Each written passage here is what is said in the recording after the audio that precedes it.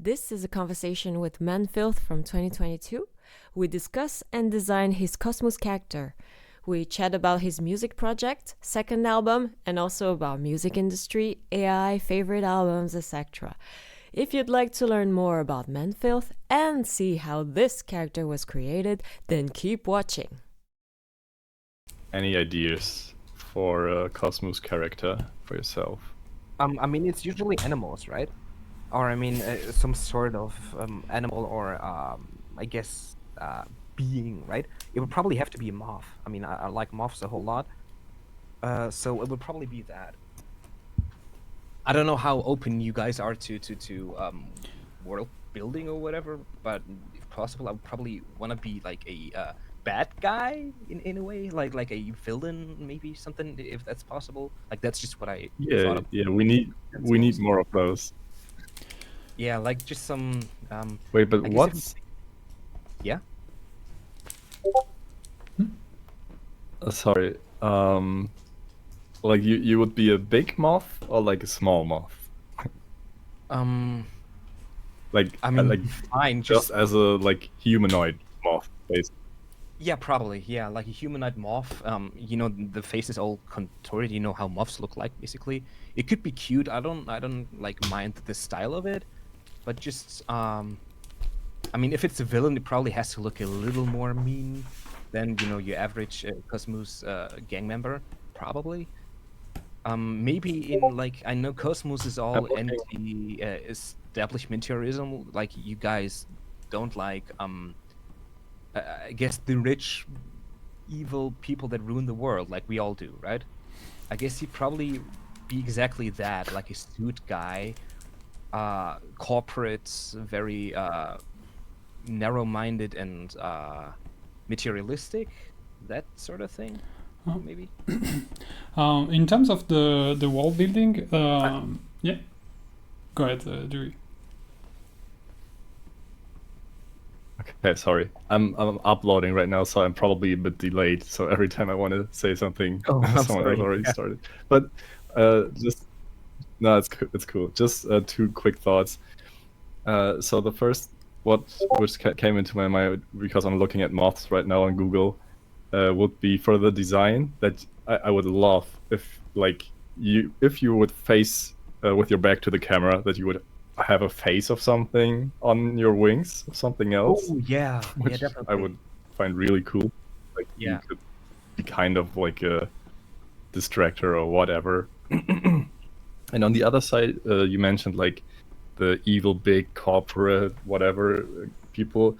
I don't think it has to be too black and white. I mostly really enjoy villains that have like a lot of gray in them, so to say. Oh, yeah. So I like villains that you can sympathize with and that have like you can understand why they are like this. So whatever you like, you can also, if you say I want to be a black and white villain, that's totally fine with me. But in the end, I think we all agree on that. If it's your character, you can make the decisions. So that's what this whole thing is about. That we don't try to force or put some borders up for you. So just be as creative as you want to be. I think I like gray areas a whole lot more too. It's just more fun, and you get like an interpretation thing.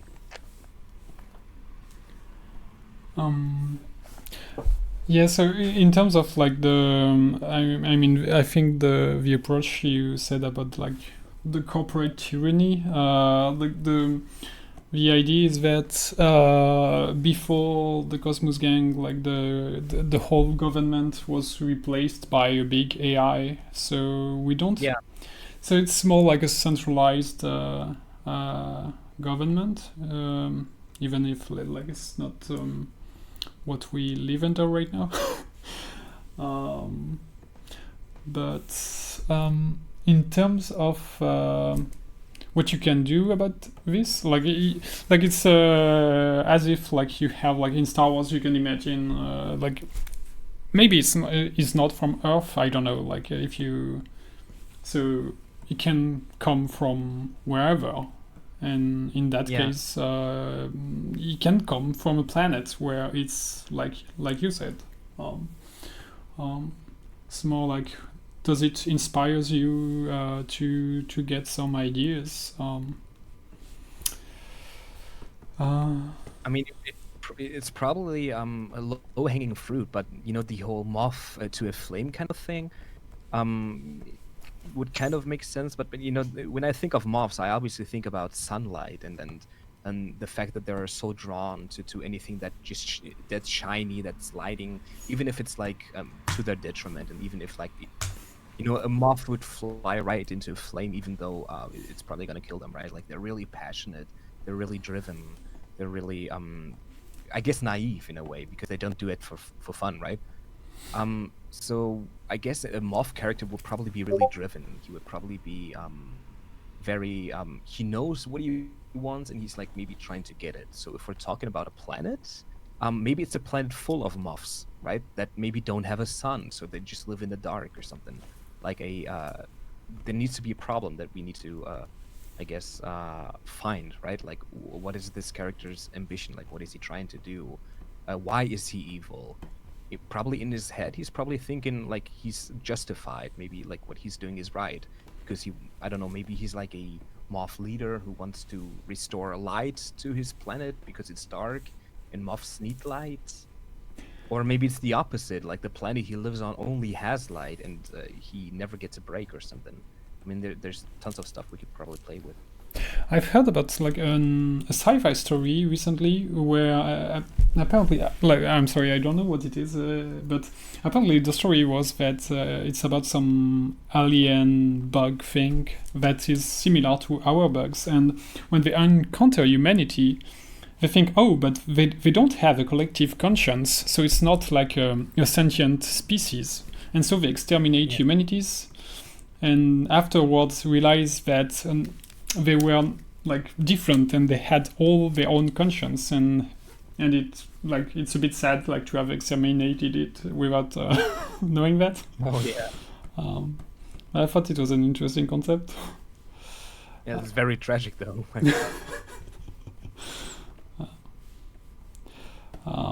As for the moth going into the flame, I don't know if you've seen like, but in like Japanese movies, that it's not very like. There's often a scene where a moth goes into like the flame that is illuminating the scene.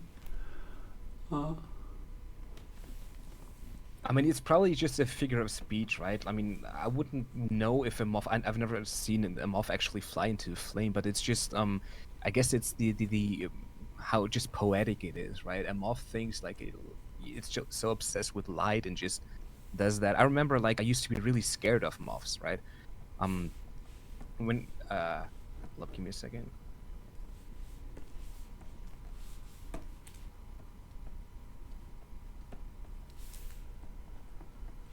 Okay, sorry, back. Where was I? Oh yeah, I used to be really scared of moths. Because as a kid, my parents told me that they can chew through all sorts of clothing, and like I had nightmares about them. So just like my nightmares, they were just eating at me away sometimes. Like that was really scary. And I don't know why, but we had a lot of moths actually, and because of that fear, I never wanted to kill them because I thought like I didn't dare to go close to them. So when they flew around my room, like I watched them from afar because I was scared sometimes. It's like a shitty version of Batman or something, right? And I know like a lot of insects have that need for light, and I found that fascinating when I was younger. Like I remember turning my room really dark, and I had all these lamps around my room, like scattered around my room, right? And I would just trigger one of them, so the moths would always go to that one lamp.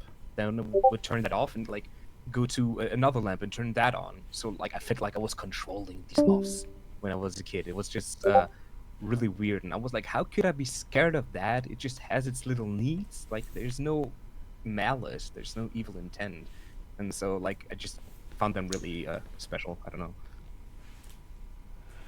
Yeah, I see.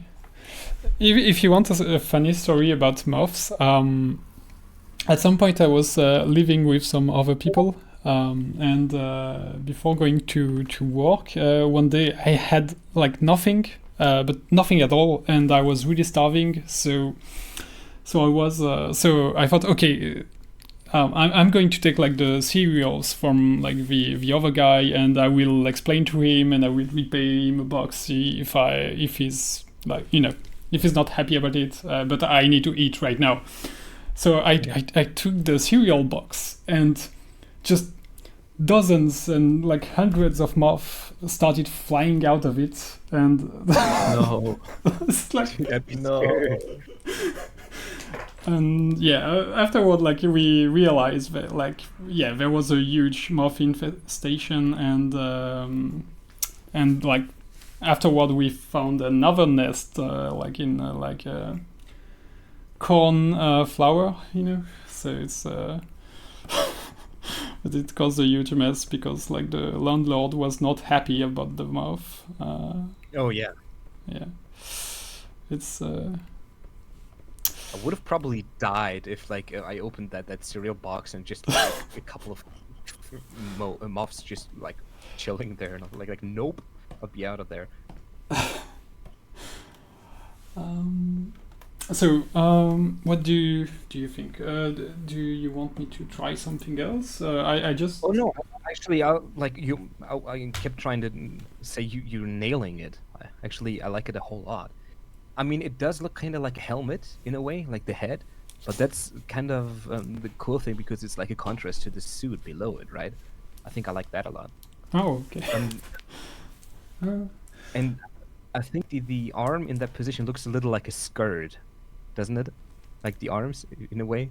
Oh, I thought like it could have like, but I see that Dewey also sent images that, I mean, at least I think one shows that the moth has arms that are its wings, like its forewings. In the second, the second one looks too much like an owl, like it's an owl. Yeah, but that's probably the ears, right? Doing that, and then the fluff around the neck. Yeah. I mean, I do like the red eyes and the dark face, like the contrast there. I think I like that a whole lot.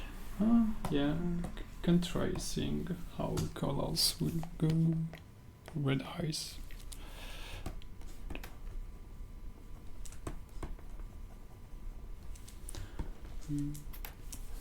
Oh damn, your drawing is buff. Dude, this is amazing, right? Like this is like the first thing he came up with. That's impressive. Yeah, well, it's but I had to walk for a while to get like something going for Cosmos. Like my first drawings, like same thing with the chibis. It's like the proportions are not well what you're used to if you're just drawing normally. So took me at least a month to get used to it. That's just 1 month by learning an entire new style of drawing. So I think that's good invested time. I think that's impressive. Yeah, but it's good invested time when someone else does it.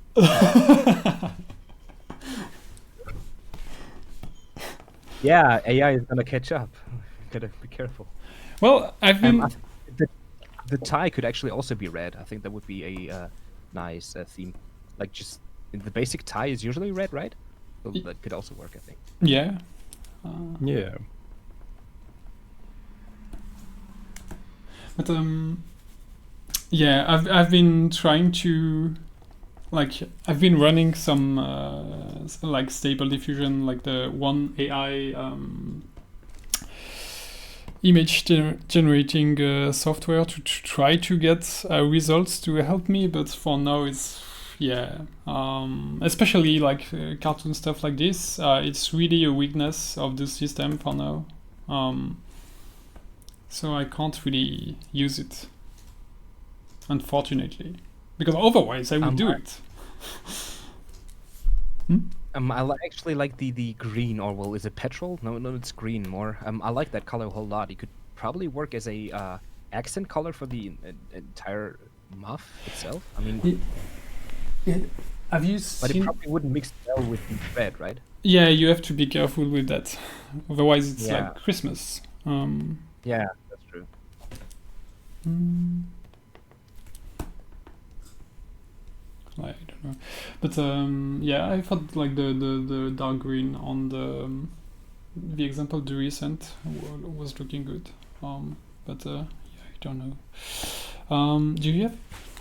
I've looked a bit at some moth before the stream. This is, by the way, my favorite color ish. It's petrol. So this is like kind of hitting home. Oh, funny. So This is amazing looking, by the way. Like I already have almost no complaints, I think. like I think you look like a bad guy at least.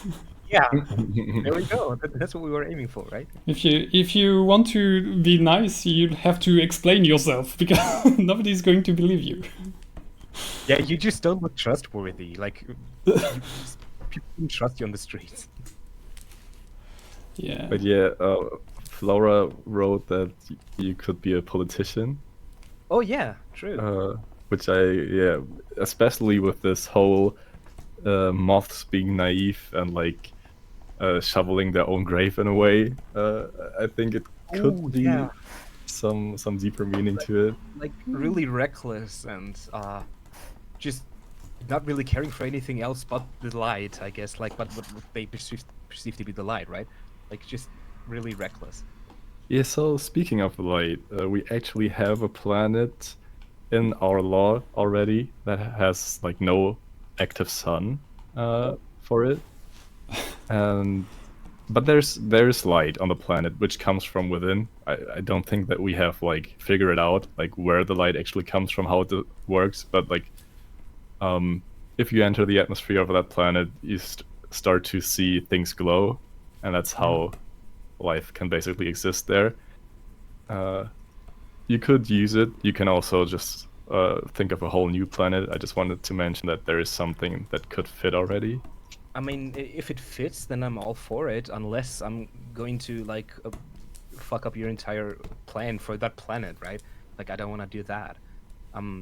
Otherwise, I think if the planet is dark and you know moths want light, I think this particular moth would probably try to restore light or have light in the planet on the planet. If it's inside the planet, would he like try to find a drill to like drill the planet open to get the light or something? Would that work? Yeah, maybe. I mean, in the song, what is it? Farewell, Friend, which Yeah. will be on which we already released as a single. We talk about that if you go on the planet, you will already see that things are glowing. And also that it's like a very rich planet. Like there's all kinds of food that grows on trees that you cannot just like eat already. And then the river is made of honey or whatever. Like it's a very very nice planet to live on, but there's just no sun that's providing light to it.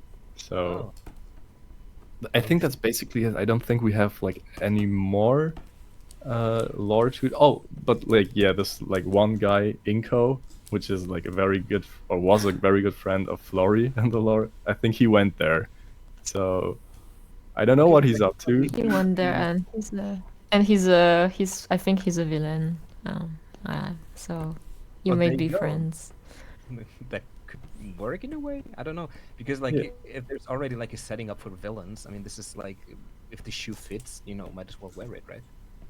Yeah, could be very nice. Yeah. Oh man, we haven't done like lore in a while. That's kind of nice. Yeah, I did those side children stories, but no lore. Like just Wool's lore. Yeah. Some background about Wool, but that's it. Yeah, but I mean, for me, it was not planned at all. It was just that, I mean, especially at the beginning, I had no ideas about what could be interesting about wool, and then because like things started rolling, I started to have some ideas to see, oh, that is something I would want to, a story I would want to tell in that universe. And yeah, so that's why I started to do things, but that was, I never planned to do it It initially. just happened spontaneously, basically. Yeah.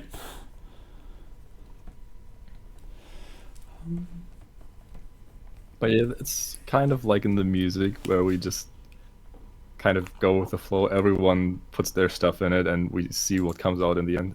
This is basically also how we would create the universe, Yeah. where we would just talk and throw ideas around. So again, feel free to like just go with the flow and do whatever. I think it will be hard to find something that we won't agree on.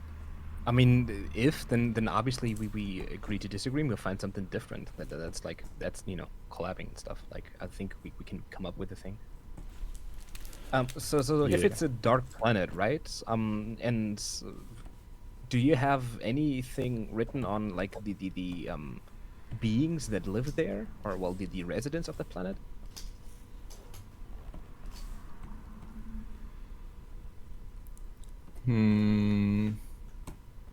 I don't think that they're specifically mentioned.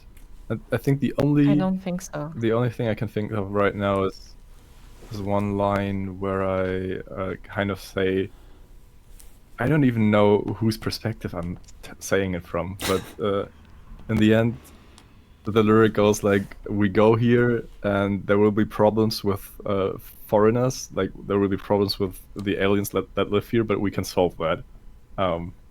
Which when I wrote it, I thought of like we just kill them and do our business here, but in the end, it's still open. It doesn't have to be like this. I mean, that could still be the end, but like getting there, is like that's a story, right? Well, I guess we could claim that Yeah. there are moths, that those are the foreigners or well residents that live there. But if there's like let's say we go with the moth to elites kind of scenario, right?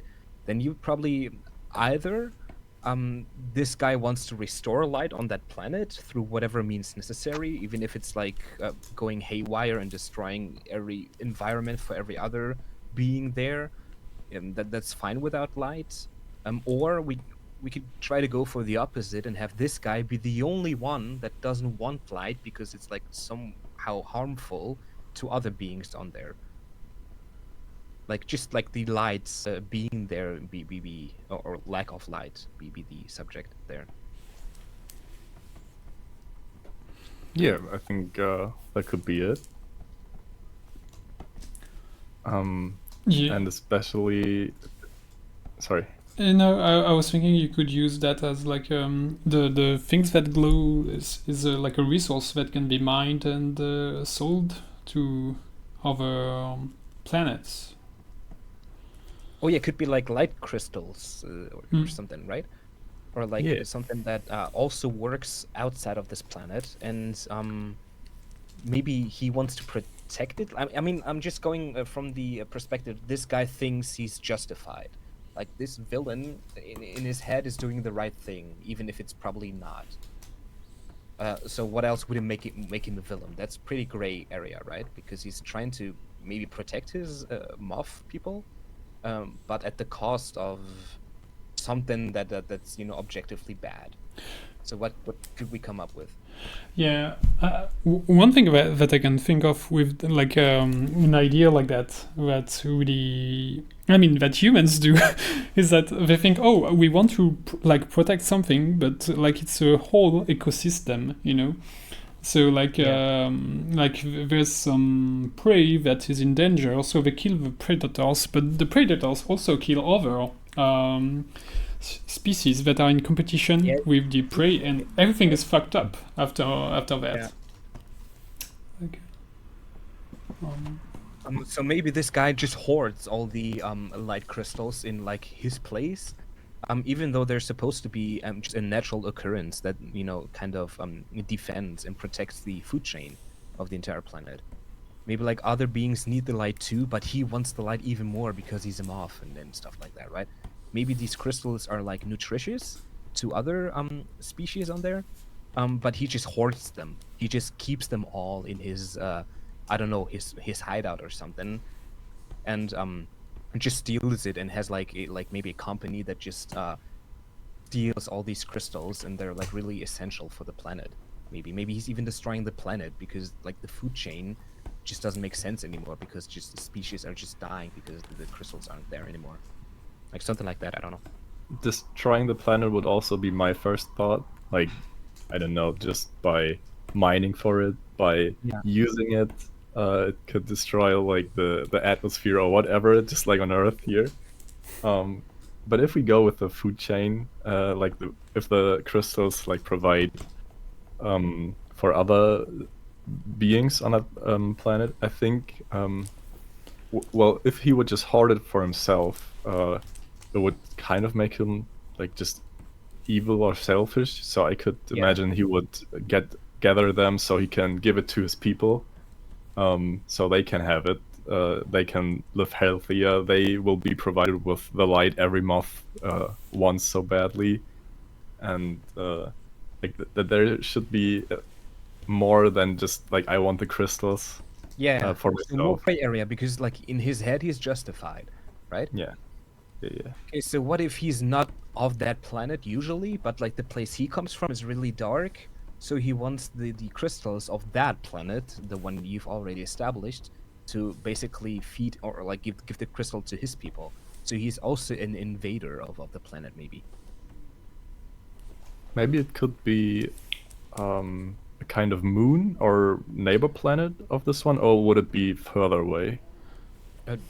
I don't mind. Like it could be a moon because how else would you know that there's like I mean the place isn't emanating light from like really far away. It doesn't look like a sun, right? So how would you know that there's light on there?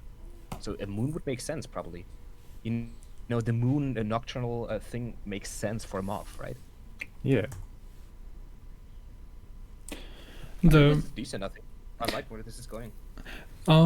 just I thank you. I just have one idea that I like the idea that you said it's from another planet, but I thought or from the moon that could be. But I think the interesting thing could be like it's coming from the moon initially, but but it grew on this planet where like it's actually not adapted because it's not living on the right planet, but it's not really conscious of that, and so that's why like he wants to like force the new environment to become like the environment that it comes from, and he has no idea that. Oh yeah. So he's just oblivious and he's just going at it and doesn't really think about it all too much, or he's just unaware. Yeah.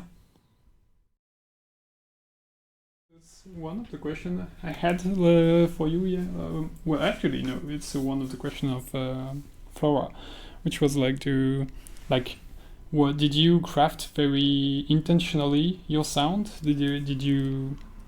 How did you arrive to the music you're making right now? I don't think it was all planned. I think I always liked darker music and like always was a fan of metal, but I never really thought I was like capable of getting that raw emotion out and have it be convincing. So I started like the first thing I remember doing musically was drumming, but I never really had a drum set because you couldn't afford any. So it was just my fingers and MIDI keyboards and stuff like that. Like at first. That was fun, but I wanted to make music, right? But how do you make music if you don't have any instruments? So it just was like, yeah, I'm just gonna make rap beats. I'm just gonna produce. So it was just a means to an end at that point. But I never really had any friends who would rap on these beats for me. Like they were all too shy. Or like, nah, I'm not gonna do that. So I just all these beats I had on my hard drive were just teasing me, and it were like they never really found a tenant. So I don't know. I was never really a good rapper, but I was like, I'm just gonna try it so I don't feel like I wasted my effort on these beats, and I'm just gonna try to see how I, do that. Turns out I can somewhat hit a snare, and that was all that was required of me for like rap music. So I tried doing that for a while, until I just found out, dude, that's just shit. What I'm doing, I'm not being honest. It has like no nutrition. There's lyrically, it's just bullshit. There's like no personal value. I was like making this character like doing really weird shit. So I was like trying to do the exact opposite. I wanted to actually like try to express myself musically, and be honest about it, not make things up, even if it's not as beautiful sounding or whatever.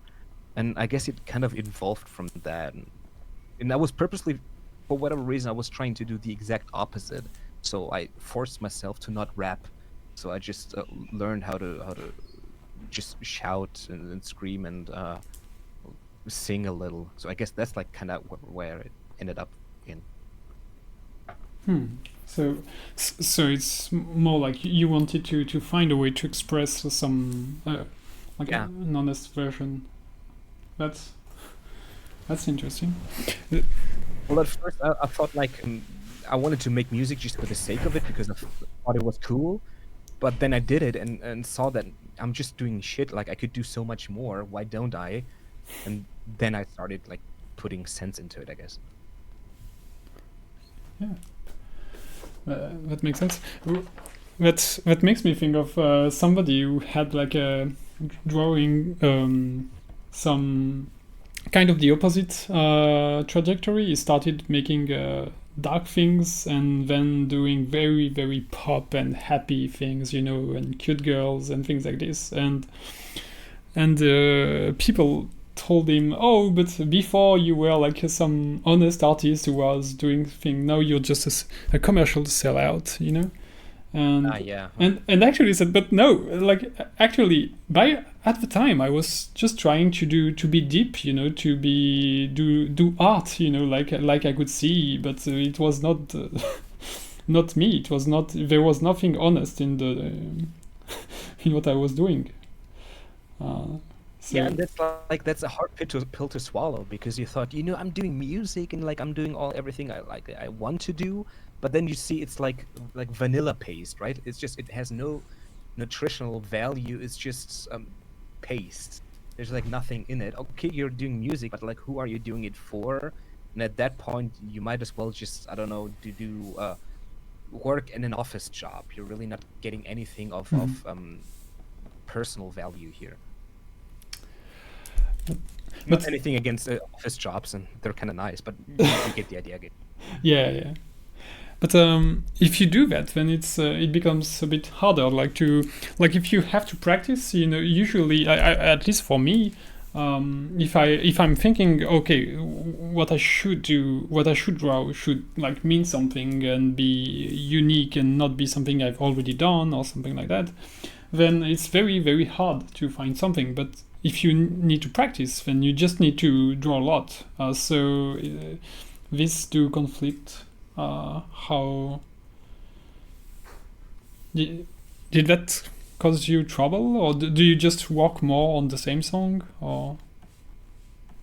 I'm sorry, I didn't hear the last sentence. I think your mic was cutting out, or maybe it was just me. So if you need to practice, usually you need like a volume of music that you need to do. Need to practice a certain time. Oh yeah, and especially coming from, if you were the same in that regard, like if you've already only done music that is just there for the sake of it, it's gonna be a hard practice to finally give meaning to something.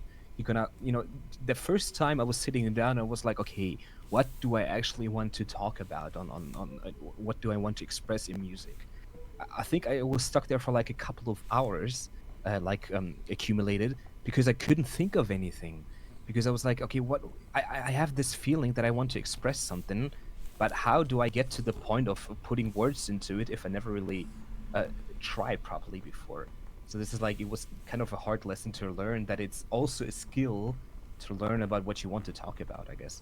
Even though that sounds, I can talk for hours, but trying to narrow it down to something essential is really hard for me, like personally.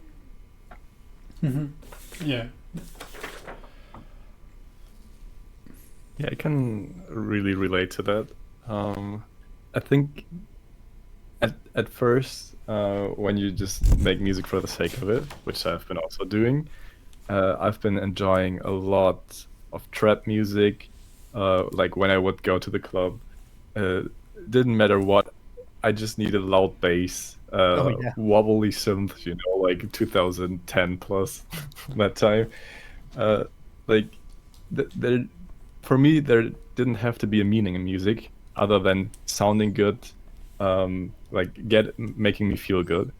Yeah. And I also kind of made music that way. And I think for a lot of people, probably not for all, but for a lot of people, this is a necessary first step to practice making music in a way, to getting used to making music. Like there's so much you have to explore if you're making a song. There's so much you have to learn. There's so much you can add to it just for the sake of the music itself.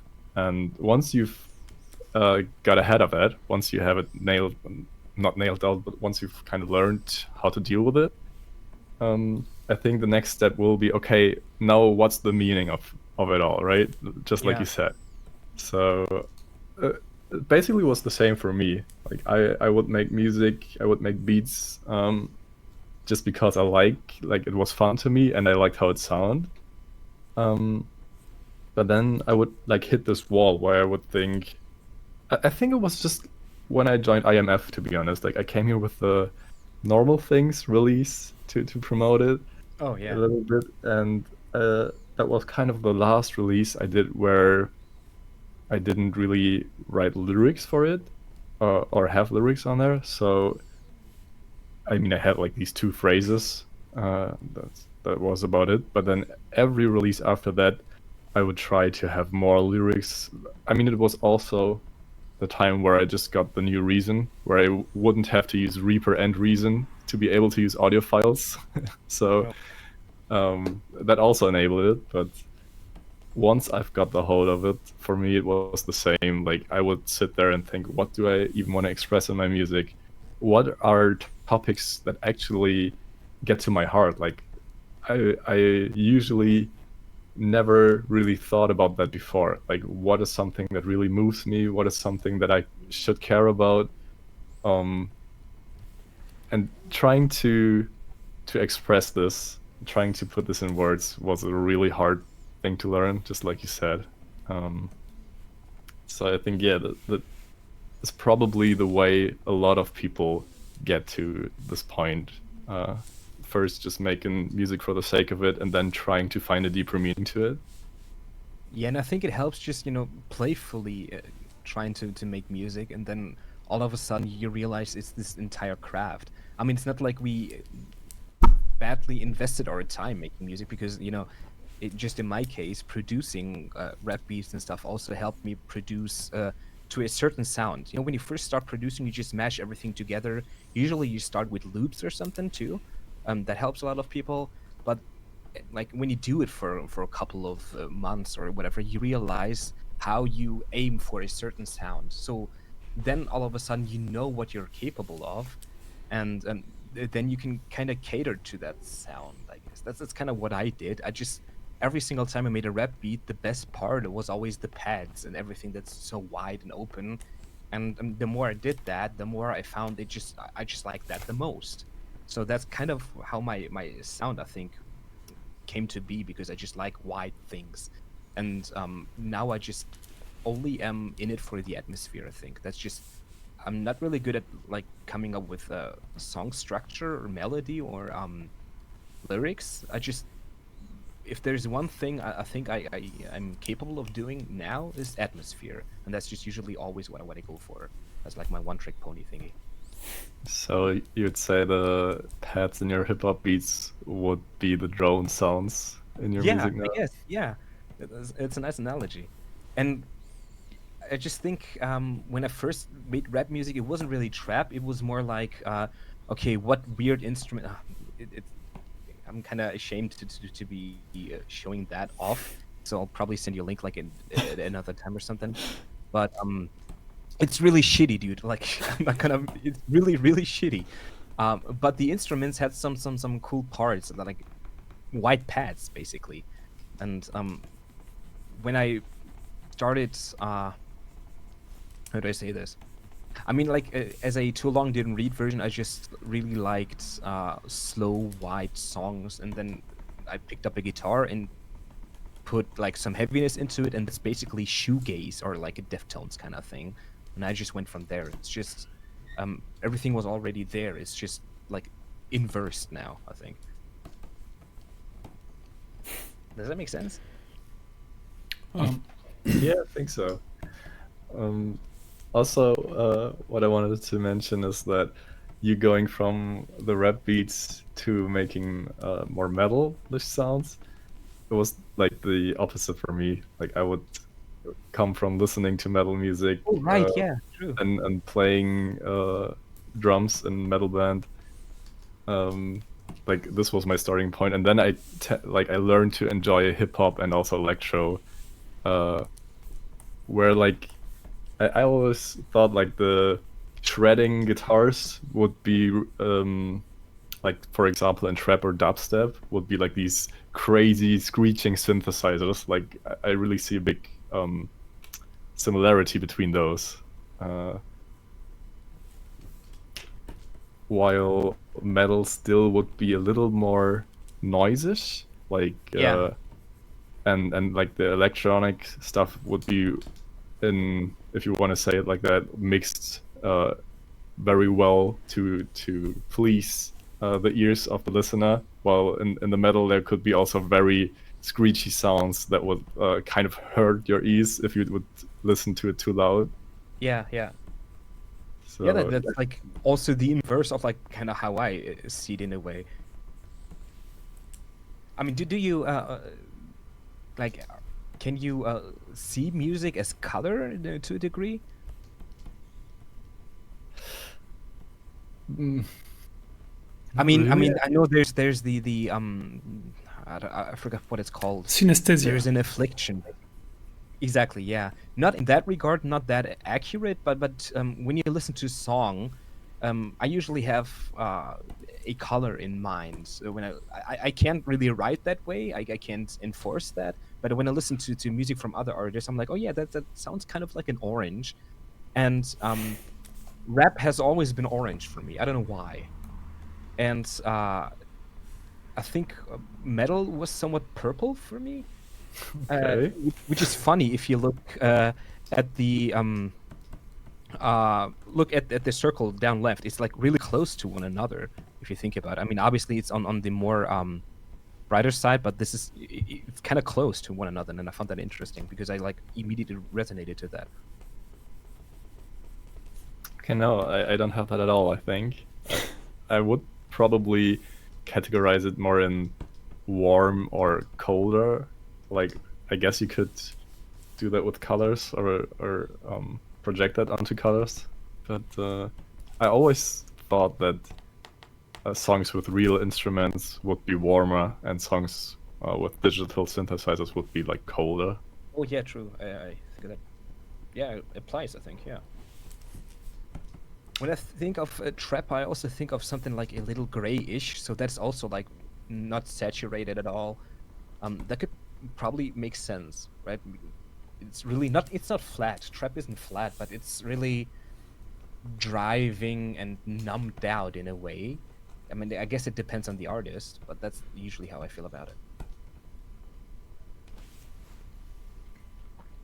Yeah, I mean, there's like in every genre a lot of different styles to it, a lot of a big range.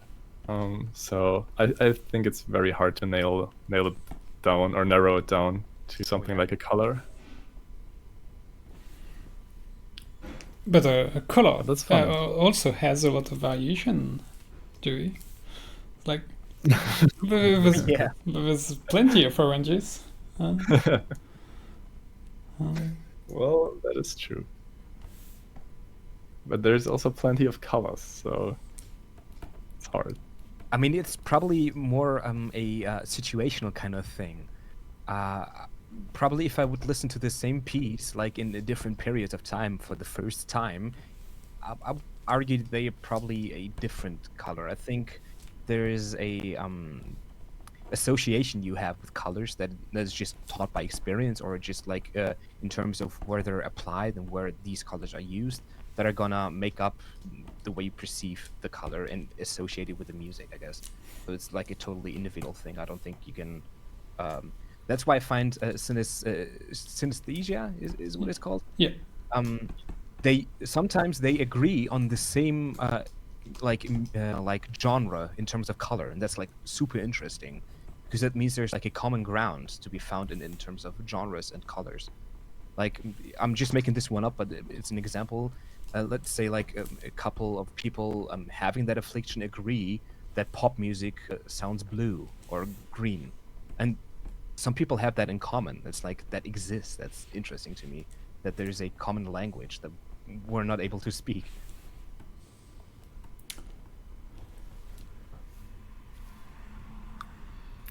As someone who doesn't really thought about it much, or like never experienced it, I would say if a lot of people have it, a lot of people will also be able to see the same things. So I don't know. I just don't have enough information about it, I guess, to Yeah, I mean, not me neither. to really grasp it. I can't say like. I always Yeah. Go ahead. Sorry, I always thought that like pop music would be red. One, because of the warmth. Also, in Chinese, if you say something is red, something is very popular. So Okay. Didn't it's even know probably about also from that. it. But you see, that's like where the personal experience comes from with the Japanese thing, right? That's basically how I would perceive my color. Basically, shaped my association in a way. Because if I had that association with the Chinese, was it right? Yeah. Then I would probably agree and say pop is red as well, because that kind of perceived it that way. Yes. Yes. Yeah, I was thinking that I have like something a bit similar, where some other experiences really. I mean, it's a bit weird, but for me, some things evoke like some kind of math. Like I see,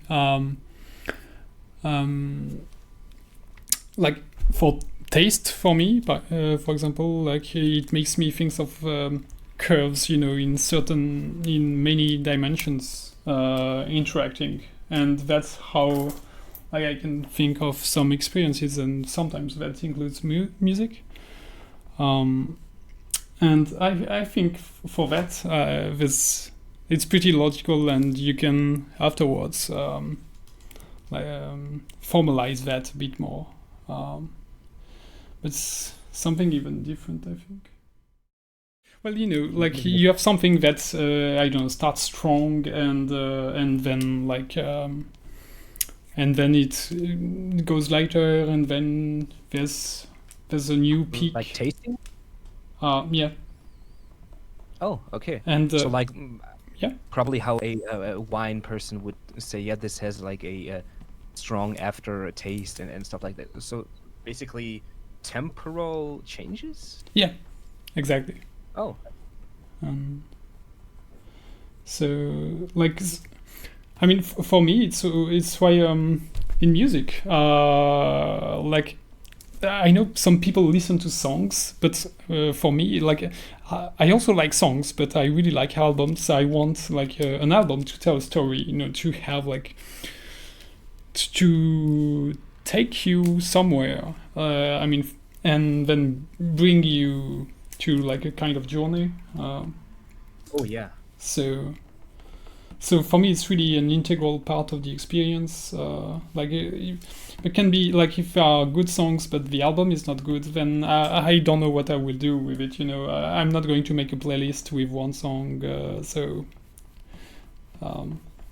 I don't know. Like, do you have something similar? Do you do it for you? Is it important to have like an album that is a whole different from the sum of its parts? I mean, I think it's a use case thing, right? You have your concept albums, or albums that want to have a particular scene or longer period, and that that need your attention, right? So like it's like a seed that needs to blossom. So you know, the thing you listen to on a long car drive with your headphones at home or something. It really takes your time. And then there's fast food, which is like your pop artist. I don't really believe in like guilty pleasures, because if you like it, you shouldn't feel guilty about it. It's just entertainment and all. But that's just what I hear when I don't need to focus on music mostly, because the deepness of it mostly in pop for me is the lyrics. I know there's some profound pop music, but I only find that in the lyrics. I found if I just listen to it like sonically, that's just gonna feel like fast food to me, and I like fast food. So like, but 99% of my time, I listen to music when I travel. So that's like when I listen to, I guess the albums, the concepts, Hmm. which is kind of like a scary thing, because I think we're sort of entering a post-album era. It's like a weird development, like, or as we know them, and there's like good and bad about it. But I feel like albums as a concept are kind of dying out in a way that I'm kind of feeling shitty about that.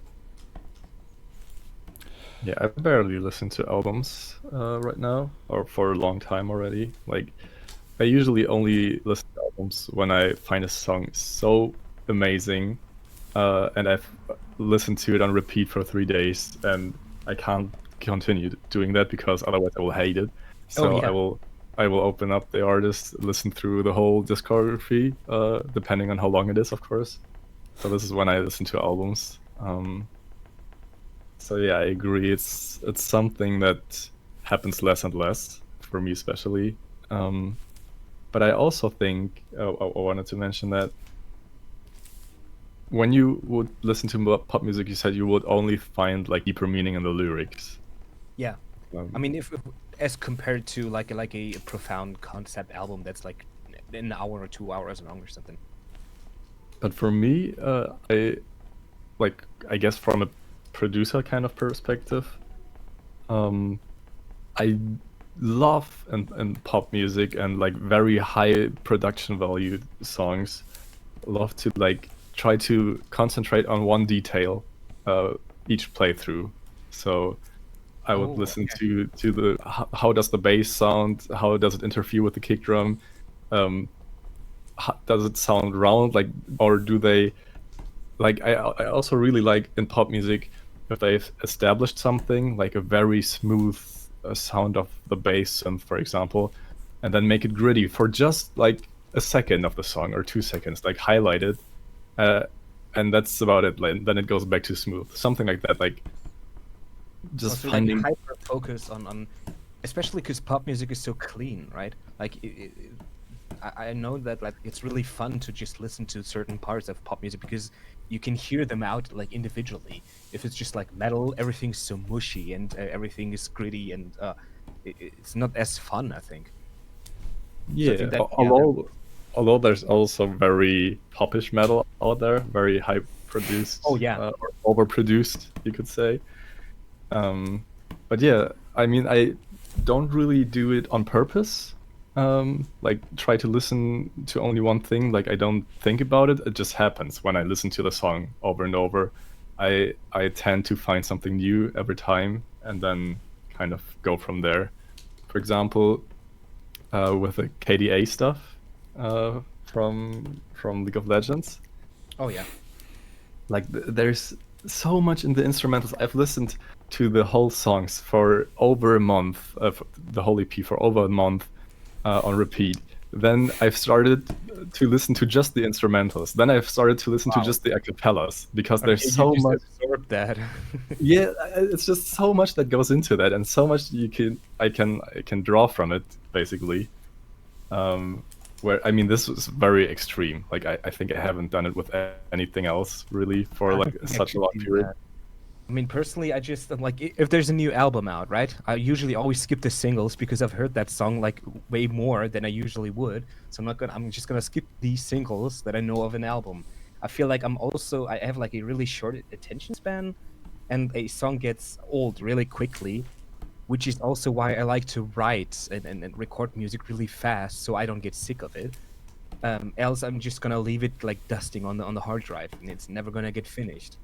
Like I could be the type of person to have like the best song he's ever written in his entire career just sit on his hard drive because he just listened to it too much and doesn't like it. So why would I put it out and stuff like that? So I don't think I can listen to unless it's a really good concept that I agree on. But then I only listen to it once in like a couple of days or weeks or whatever. I don't have like a short attention span in that regard. I just don't like repeating. That's I think my issue. Yeah, I think we're pretty different in that aspect. Oh yeah.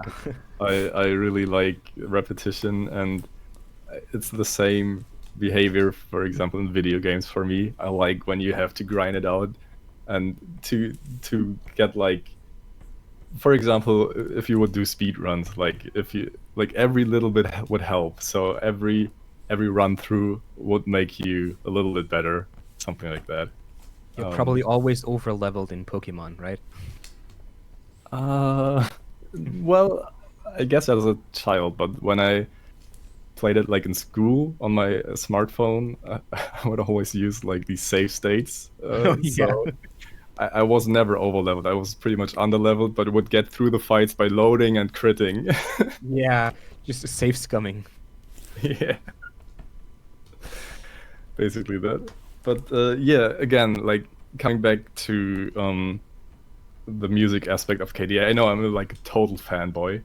But when I listen, yeah, when I listened to the EP, like at first, the first single they released was my favorite song, and then when the EP came out, another song was my favorite song for the next week, and then for the third week, another song was my favorite song, because I would always, like, it would always evolve for me, even though it's the same songs I'm listening to over and over again. I would always find new stuff to like about it, and then even though I still like the other song, like I would repeat this one song more than the others every other week. So you're like a cow, kind of eating what he's already eating. Yeah. You know, I find that impressive because if I had that ability, I would easily have more enjoyment out of the songs. Imagine like an album with like 10, 12 songs. I could easily, if they're all good, I could just listen to them like twice or thrice. That would be awesome.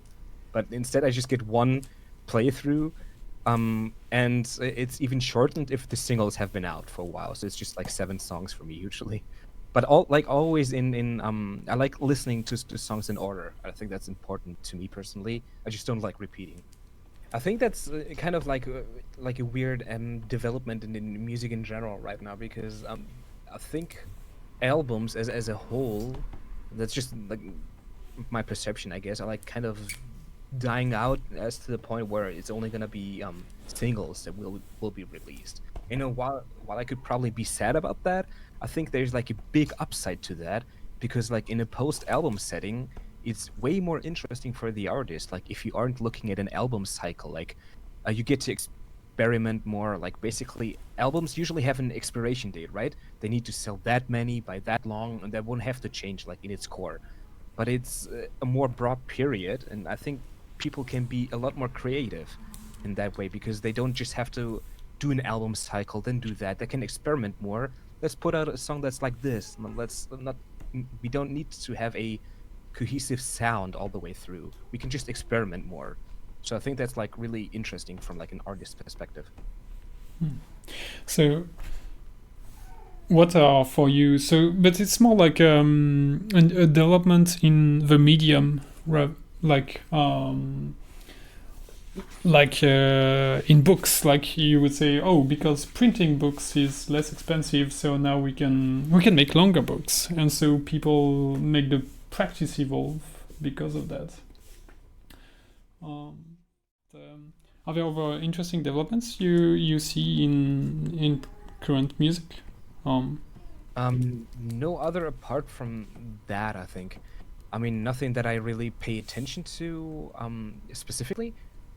There are probably some things that if you remind me of, I'm like, oh yeah, that's really strange, or that's like really interesting. But I found that it's much more than just a difference in the medium when it comes to the album cycles.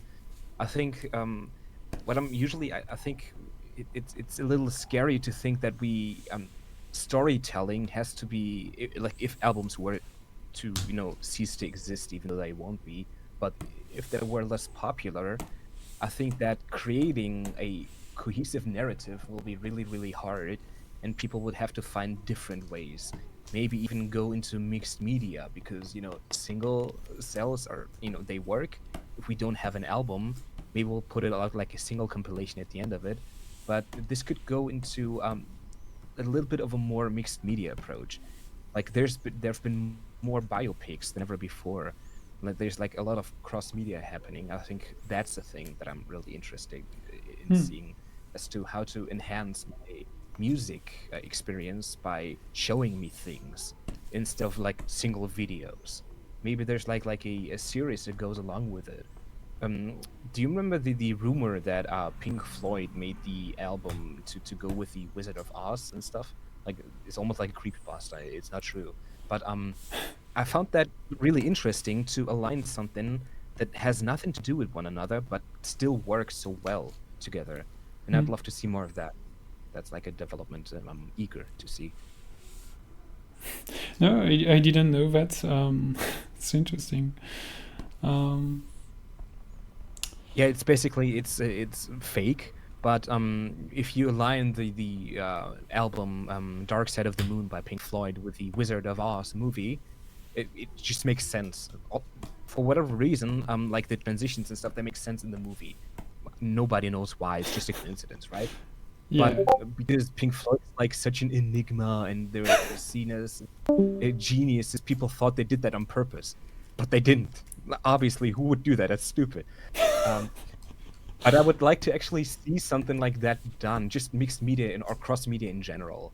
Not only have music, because if I can't tell my music because I just release singles every now and then, because albums aren't doing it for me anymore, I need to like artists will find a way to express more of their universes through different methods.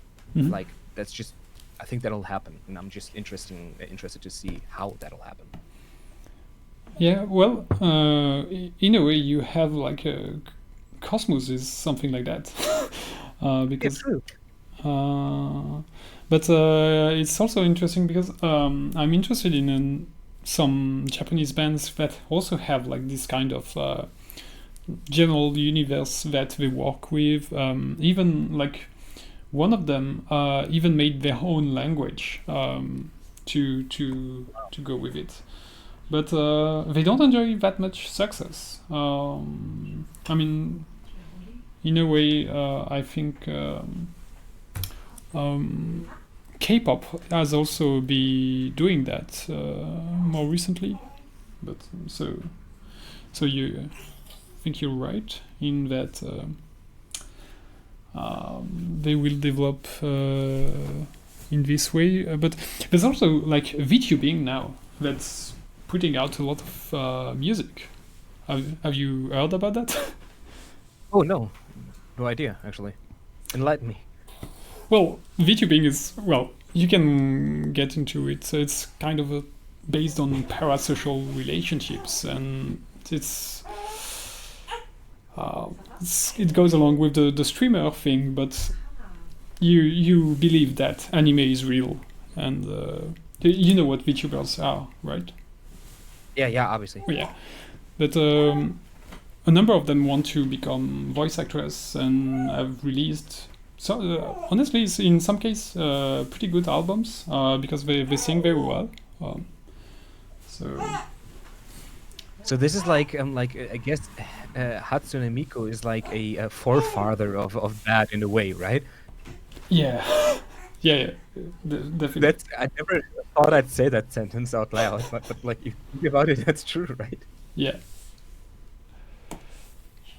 Well, that was actually the first type of music that wasn't organic per se. I mean, it was machine made, right? It's like the first time I've experienced that. And I think that is also what we're gonna hear more, but I don't think it has, unlike art, I think it will, I mean, drawing, I don't think it can replace normal music per se to the extent it could potentially replace art. I don't know, does that make sense?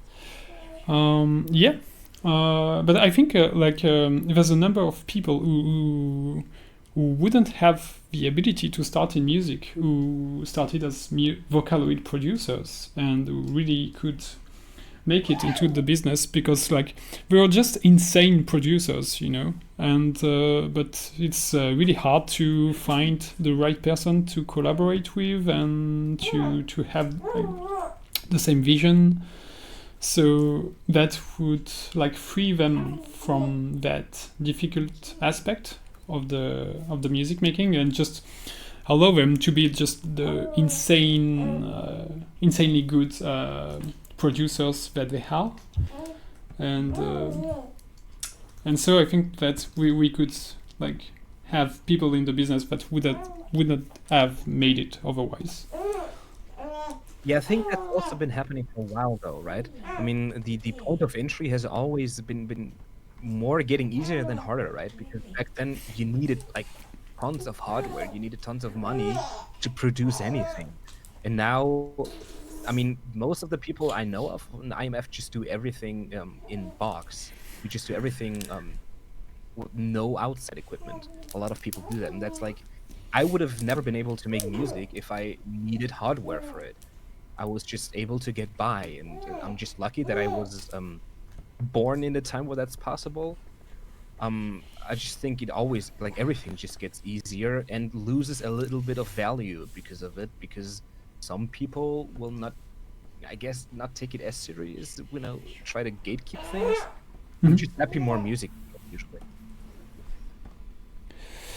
Yeah, it's the same in drawing. You can look at some professionals in the 80s and and see what they were doing as professionals. And now, in many cases, if you went with that as portfolio as a beginner, like they would tell you, you don't have the the skill level to make it in that industry.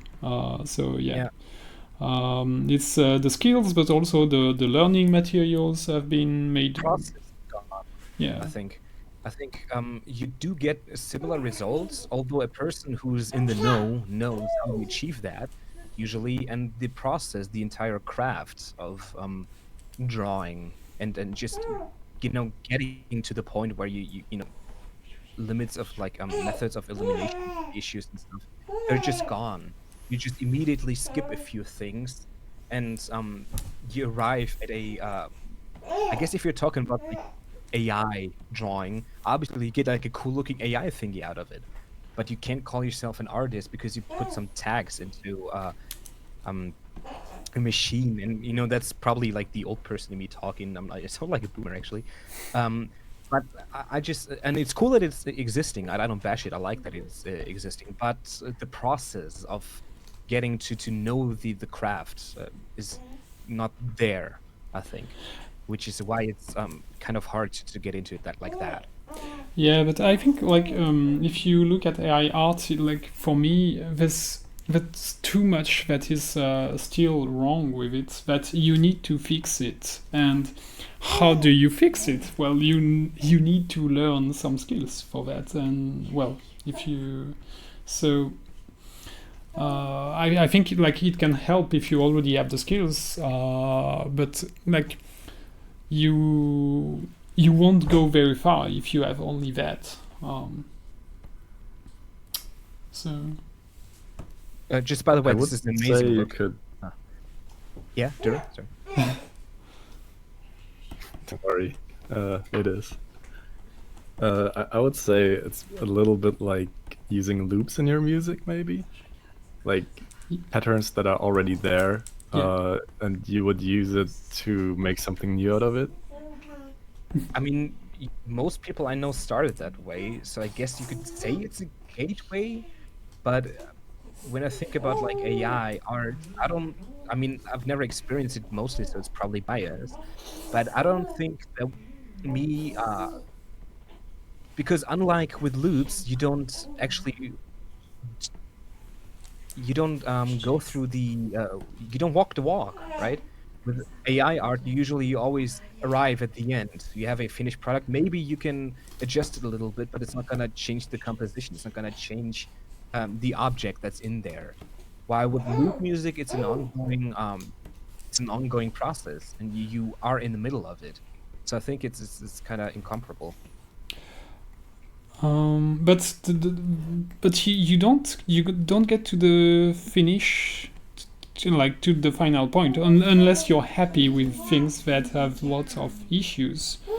Like, I mean, if you have not seen it, you could go look at the blog posts we made about AI, because I spent a whole weekend just trying to use it for Cosmos, and there's very little I can actually use with the actual results that we can get now. I mean, like if you want, I don't know, like a desert with a planet in the background, then you can have that. But if you want like a new design, like if you want like a cool looking dark business moth, then like it's not, you can't get that right now from this system. There's no way. So maybe you can start. I think like with loops, you generate things and you try to fix them, to fix the problems that there are, and then probably we will see in the future some people who started like that. Because it's like you use loop because when you don't know how to make music, it's just very frustrating because everything sounds like shit and you spend a lot of time and you don't have any result. So it's a way You don't know where to start, basically. Yeah. So it's a cheat, but it allows you to just like keep with it at least. Yeah. But I mean, we'll see how it goes. I actually just started using loops later on. Like at first I thought like, no, I want to make everything myself. It has to be like 100% from me. But I don't think that's true anymore, and that loops are a very nice way to save some time while having a very round, very finished sound. I mean, if people would say you're not supposed to use loops, then that would probably equal saying, yeah, you're not allowed to use samples. That's like basically the same thought. Yeah. They're there for a reason, and use them. They're a tool. Like there is no shame in that. Yeah, it's same thing in drawing. So usually when you really want to learn to draw, you think, oh, I have to do everything by myself. But like professionals, like they would use picture references, whatever tool that can make the process easier. The thing is not to like just get caught with like because in a way it's cheating. So if you just rely too much on that, you will never progress. So that's what you have to be careful with. But it's a tool you need to use at your leisure, but use in what's the word, in moderation. Yeah. Obviously, like it's just a tool to get you where you want to be. It's no replacement for talent. Yeah. Or work. Talent is a weird thing. Do you guys think talent exists? I do think some people learn faster than others, but in the end, I would describe talent as the ability to learn something, and you will have to put in work no matter what. Some just need to put in a little less work. But how a little less work? Because like depending on what. Sorry. I mean, like, when I think about talent, I think, like, the person has an affinity to do a certain thing really good, as opposed to other people, right? That's, like, my definition of talent. But you will have to put in the work regardless.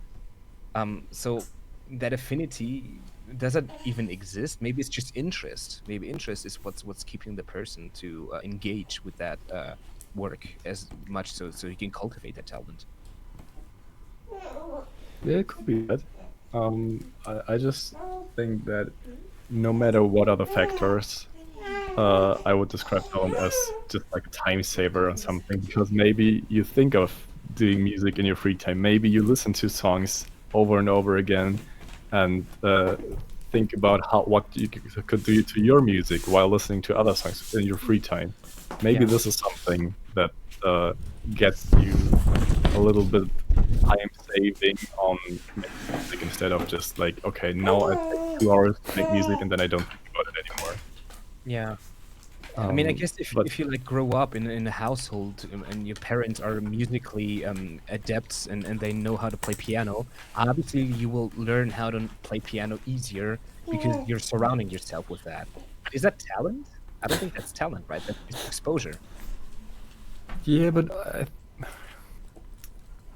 I mean, it doesn't even have to be music, in my opinion. It could be also if you like to play Tekken, if you like to play video games, and you use your fingers a lot.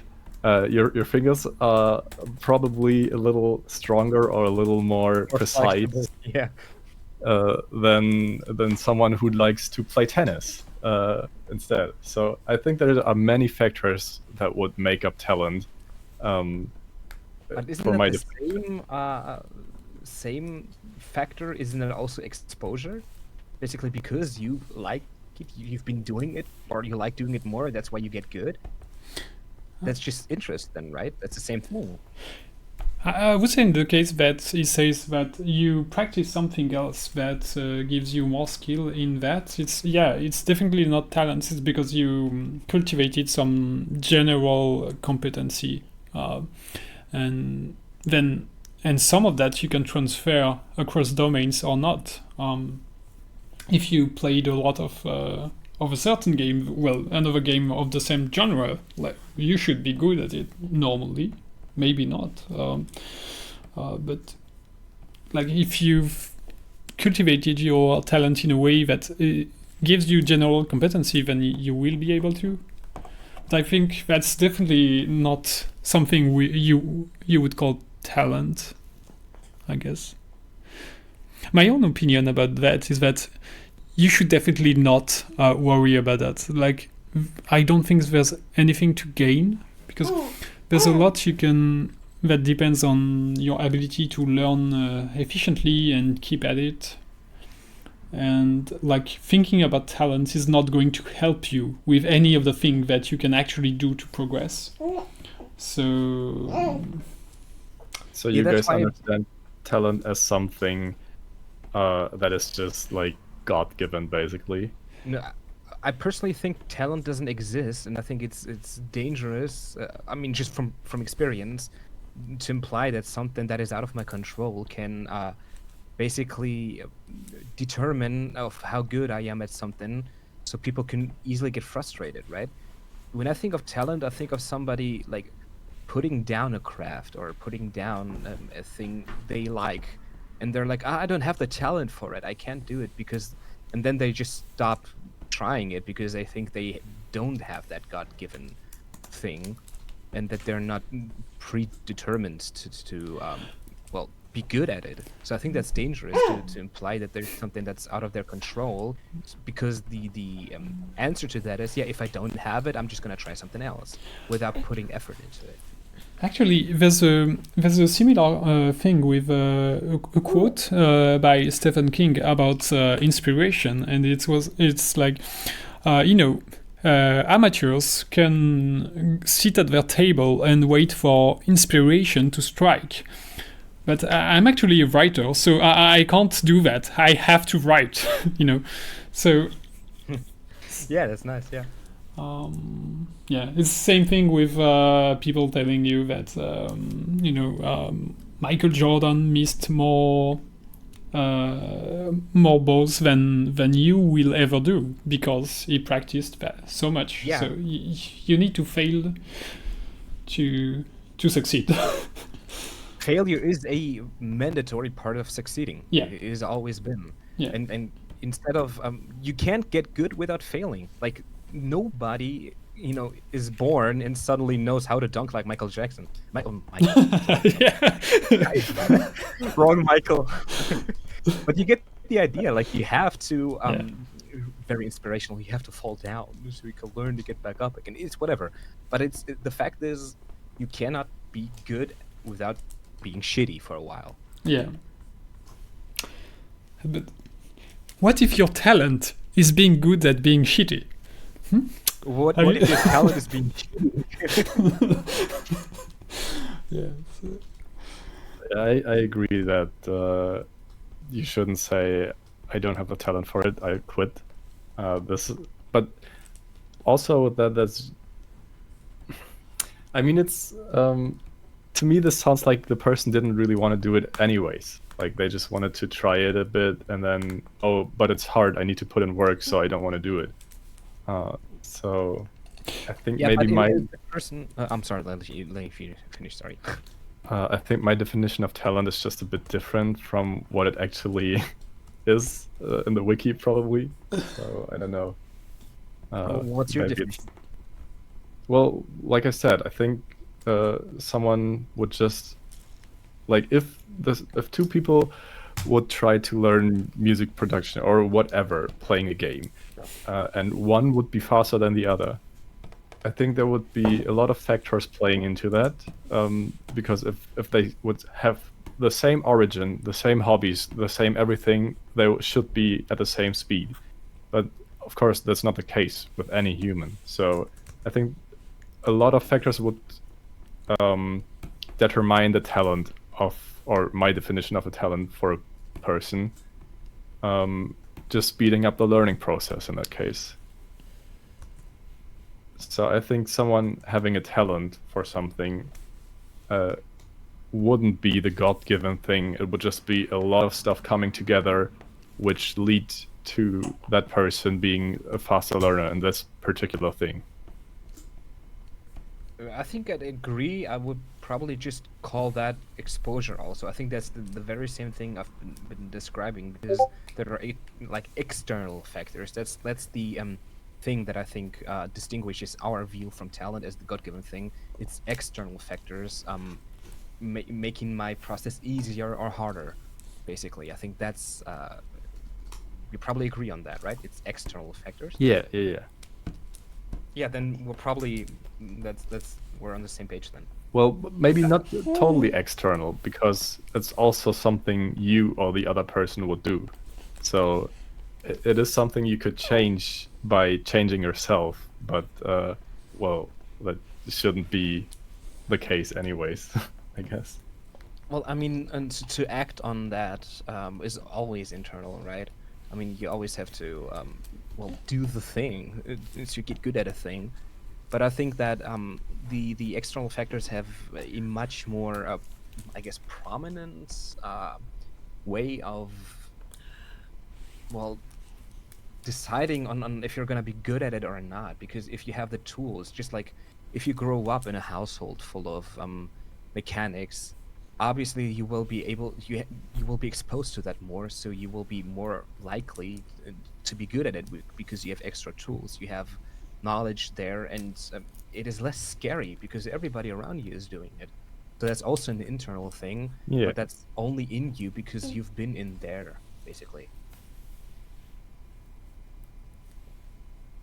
Yeah, like what I mean, I agree this will be external factors, but what I meant with internal factors would be I like to play video games, so I can also play the guitar a little better because my fingers have developed the muscles needed to be a little bit more precise. Okay, true. Yeah, Just like the things that interest me or the other person.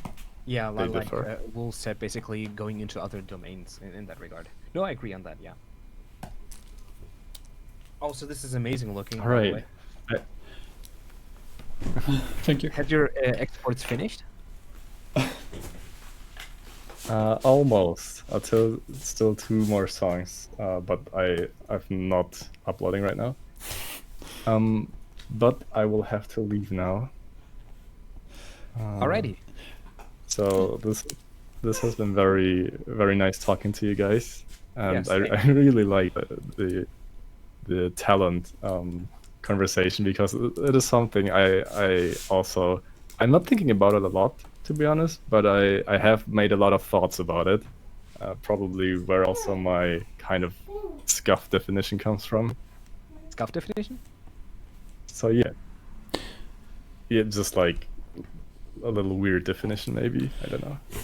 I think you're coming from like making sense for yourself of the concept, like making good making the concept useful for you. Whereas we saw this as people probably that we've seen in our lives and who have like shitty arguments, basically telling you that they would go and tell somebody, oh, don't waste your time, you don't have the talent, you don't learn that. I mean, I've seen that a lot, and you can easily see this kind of argument. So I think that's where we are coming from, not from our own definitions of what makes sense, but from like the bad definitions that are around there, if that makes sense. Yeah, I get it. I just think that the concept of talent is very interesting, and then just saying no, it doesn't exist, just doesn't cut it for me. So I would search for a reason to still be able to use it. Yeah, I do agree. But yeah. Yeah. Sorry, you go ahead. No, you go ahead. I mean, Wool. I just wanted to say that I believe in it. Okay. Alrighty. Well, let's keep it. I'll maybe listen to the stream a little bit more. But yeah, again, thank you very much for having the talk here. It was very fun for me. Yeah, it was and fun. I hope to see you around sometime soon. And the drawing really looks amazing. Thank you. I really like the glowing eyes. All right. Well, see ya. Yes, see you, Drew. Were there things you wanted to add? So you can see I've never saved that file. I'm so confident that Krita will never crash. Yeah, I was gonna say that's scary. Yeah. Like imagine if you did that with like anything else. Like, but see, this is like a one-shot thing. Like you started and it went all the way through in like 2 hours or something. That's impressive. Yeah, something like 2 hours. I think so. One nice things I did like to speed up my process is that the brush I use is one that I made myself, so that it can easily I can easily start with it for drafts and also do the final thing with it. And I mean it's kind of made to fit for everything, and that way, because before I really needed like to redo the entire thing from scratch. So usually there are many things that I never had the time to redo. But so now I can just like take it and just redo it at the same time. It's very nice. So I think this is pretty much finished, right? For me it's finished, I think. Yeah. So are there other things like I think in terms of questions we wanted to ask, we basically went over everything in a fairly organic manner. The only thing was like the question, what are your favorite albums? If you want. Oh Jesus, yeah, that's like the dreaded question. I think personally it changes for me every couple of weeks or something. I'm like, oh yeah, this is the best thing I've ever listened to, and I don't think I could, like, it's not a it's not chronological, but at the moment I like The Seer by Swans. Do you know Swans? Oh yeah, we saw them in concert with Flora. Oh, amazing, dude! Like that's usually my go-to at the moment. I like at the moment Archive Controlling Crowds. I like a whole lot. Oh. I like Taylor Swift's 1989. Oh really? That I like a whole lot. Yeah. That's surprising too. Why? No, I don't know. I've never listened to, like, I probably listened to maybe like 2 singles by her, but I don't listen to the radio, so I have no idea actually how it's. I think, like, for me, it's like the perfect pop album. Yeah, I mean, it's always pop, but it's like every song like I can just sing along to. The lyrics are super cheesy, but that's just like what I go for when I go for some type of pop, right? Okay. I like Black Star by David Bowie. Oh yeah, that's like one of my. Oh Jesus, that album is so amazing. Yeah. I like Magma by Gojira. What else? In Rainbows by Radiohead is amazing as well. Oh, fair. Yeah. Like, I don't know. I probably have to look at a folder and see what I listened to last. But this is just like it's probably not in the chronological order too. But I think "The Seer" by Swans is currently my favorite album. It's probably gonna change tomorrow. Like it's always that way, right? yeah, I mean, your tastes do evolve with time. That's a normal thing. But I think, Yeah. like it's pretty interesting list of diverse good albums. Yeah, you should if you're ever in the need for like a good pop album, 1989 by Taylor Swift is a good pop album. Like I just really like it. Okay. The other ones not as much. I don't know. I mean, Taylor Swift is kind of not everybody's cup of tea or everybody's cup of tea, which doesn't make it our cup of tea immediately. I tried her other albums; they just don't do it for me. But that one, that's a decent thing. Okay. And you seen Swans live? That's amazing. Yeah, that was in Brighton, I think. Oh yeah. I think at the time it was supposed to be like their last their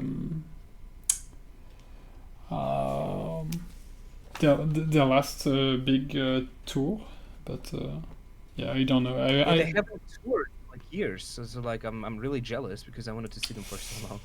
Yeah. That's also what I thought. What we thought at the time is like, oh, it's a bit far and everything, but it's worth the travel because probably there won't be another time.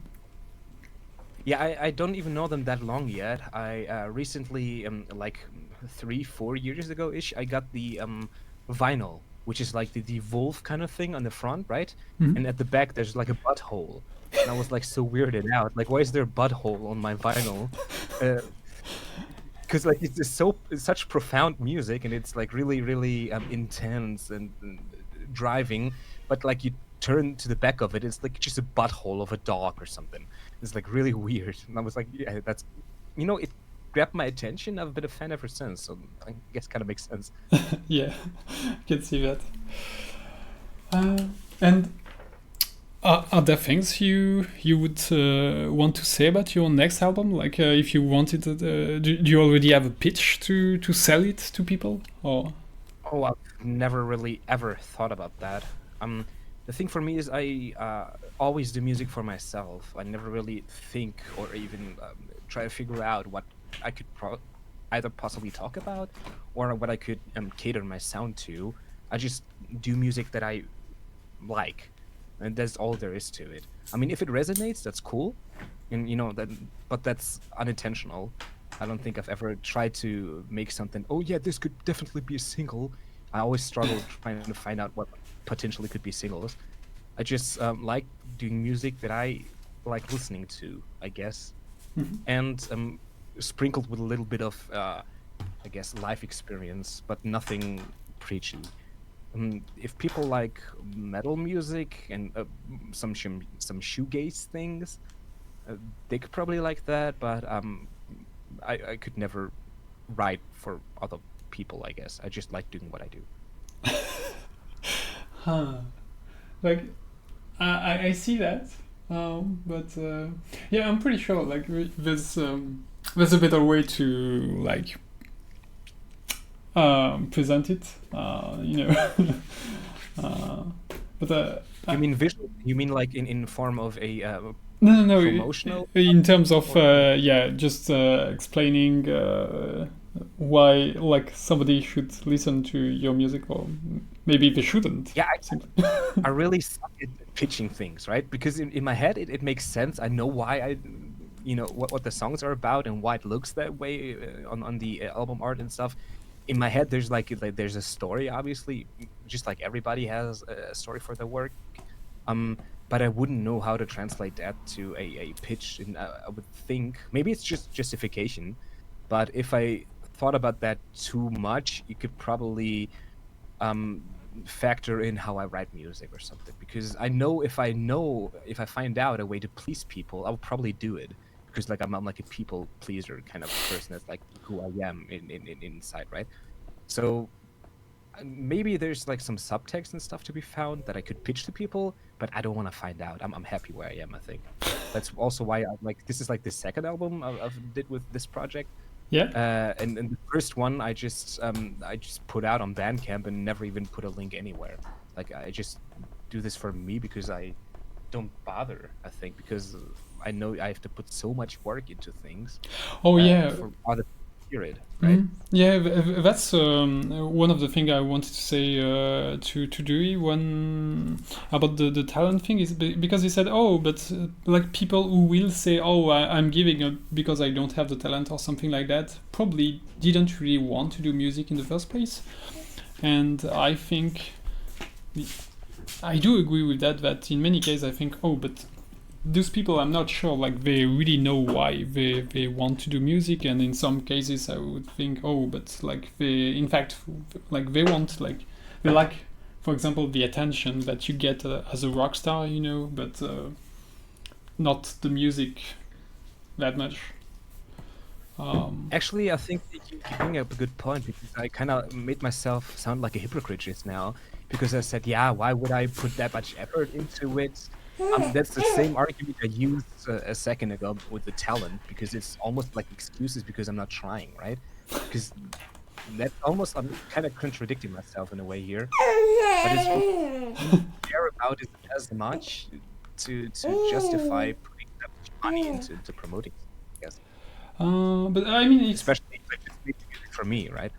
but you said you also don't want like to start to think about like how you like to get influenced in the process.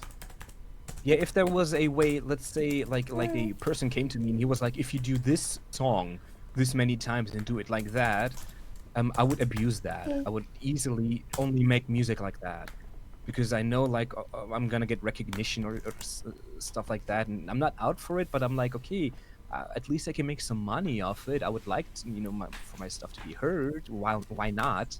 If it's not gonna work, it's not gonna work. But if there's a method, obviously people would abuse that, right? But so I would rather be blissfully ignorant, I guess. Yeah, I have the bit of the same relationship with social media. Like I know that if I started to care about like the like numbers, then I would not draw what I'm drawing now. I would draw stuff that is popular, and then I would probably not enjoy it as much. And then why do it if you don't enjoy it, right? I mean, obviously you could get money from it, sure, but I also have a job, so I don't have to worry about that.